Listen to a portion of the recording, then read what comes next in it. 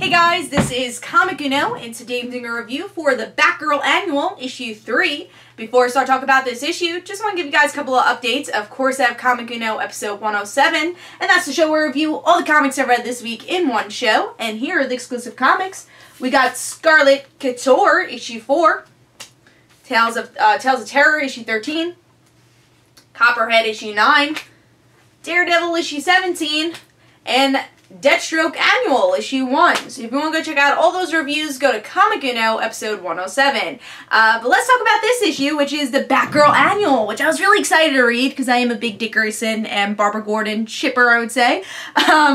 But I like these characters a lot, and Barbara Gordon is one of my favorite characters. So I was very excited to see them interact, because Dick Grayson's supposed to be dead, and Barbara Gordon thinks Dick Grayson's dead. So I was wondering how that interaction would be. I'm not reading Grayson right now. I don't love the series, but again, I was excited for this interaction, and lucky enough, there's actually more Bat Family interactions throughout this whole entire issue. It's Dick Grayson, Stephanie Brown, Batwoman, and also Gotham Academy. So there's a lot of Bat Family stuff here, which I was very excited to see, because I know I always complain, or I always want more Bat Family interaction. We got that with Batman Eternal, but I think, you know, seeing an annual like this, just seeing the Bat Family interact with each other is a really good thing, and I like that idea that they did that in the annual. And all connected, the whole, the big event connected to each story, even though they kind of had different tones, because all these characters have different tones to each other, and Barbara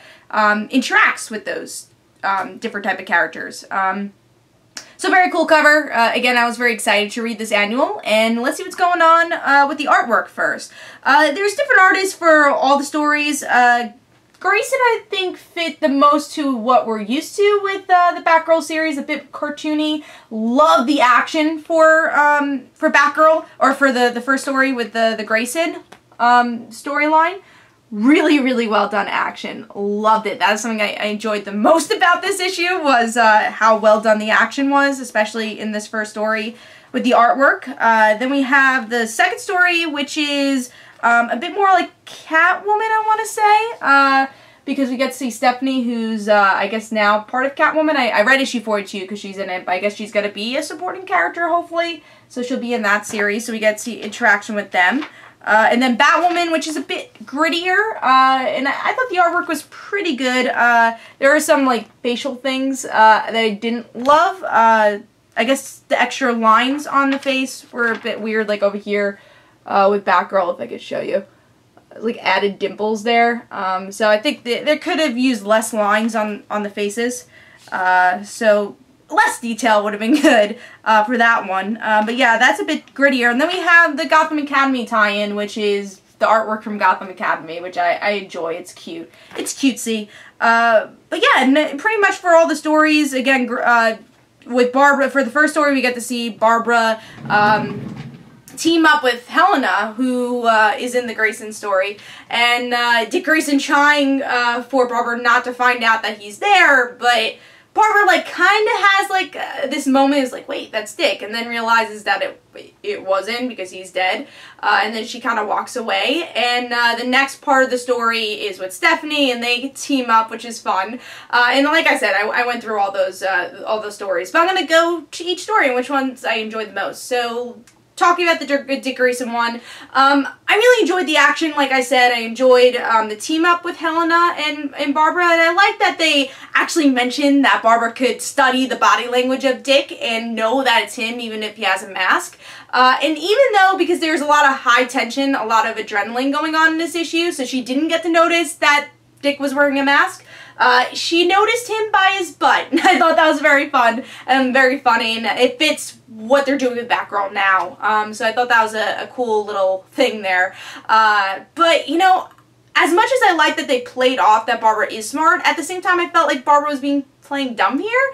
Again, it might have been the adrenaline, but I feel like there was a bit too many close calls in this, so I guess that's one thing that kind of annoyed me with the first story. As much as it's fun to see Dick Grayson and Barbara kind of play cat and mouse, I wanted that interaction. Like, it's an annual, I know these are more fun stories, but I wanted that interaction. It's gonna have to happen someday. So, I was a little upset that was a close call and it wasn't, hey, let's talk to each other about me not being dead. So I felt like that was more of a missed opportunity, and she kind of did play, she didn't play dumb, but it was a bit, again, too many close calls.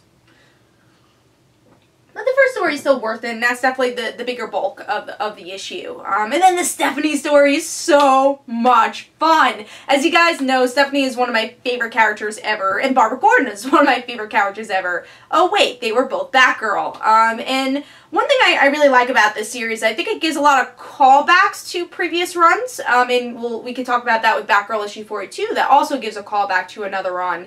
And with Stephanie, I feel like that was very much a callback to the interactions they had in the Batgirl previous series by Brian Q. Miller. So, and Stephanie was so much fun, and I wish they could have their own series together again, because, you know, Barbara obviously knowing a lot more than Stephanie, but not playing like, oh, I'm better than you, actually tries helping Stephanie, like, team up. And I was afraid with her being Catwoman, like, she'd be a villain, which doesn't make sense, because she's the daughter of Cluemaster, and she wouldn't want to be a villain. Whoever's training her, hopefully, is not a villain. But, like, it's like, oh, no, I want to friendly spar with you. So, it was a lot of fun. Love that interaction. There's a lot of fun dialogue between the two. And hopefully we get to see more Stephanie and Barbara Gordon interacting. And then we get to see the Batwoman interaction, which I think for Batwoman fans, they're, you know, just happy to see Batwoman. I thought that was more of the weaker story. At least they connected it as a bigger whole. The whole mission is connected, which was a lot of fun. But, you know, I thought that they connected a little less, I felt. The other characters, obviously, they have history. And Batwoman and Barbara really don't. So, and they don't really even have, like, the same personalities. So I thought that interaction could have been a bit better. I thought that was the weaker one. And then we get into Gotham Academy. If you're reading Gotham Academy, I think you'll understand that story more. And it's the same writers who write Batgirl is writing Gotham Academy. Or at least work on Batgirl's writing Gotham Academy. I'm gonna catch up on Gotham Academy. I'm behind right now. I only caught up with the first couple of issues, but when I do catch up, I think I'll understand that story a bit more. But Maps was a lot of fun, where I love the beginning where Barbara Gordon comes in, you know, Batgirl comes in, it's like, you're Batgirl, and I was like, I think she knows who she is. So that was a lot of fun, but again, I think that's more connected to people that are reading Gotham Academy at the time. And hopefully I will read Gotham Academy soon.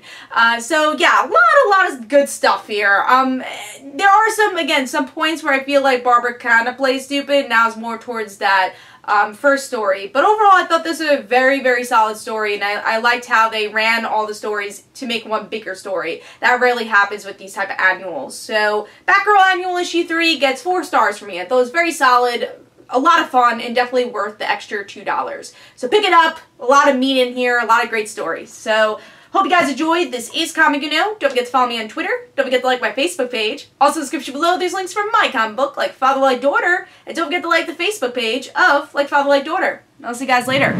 Bye.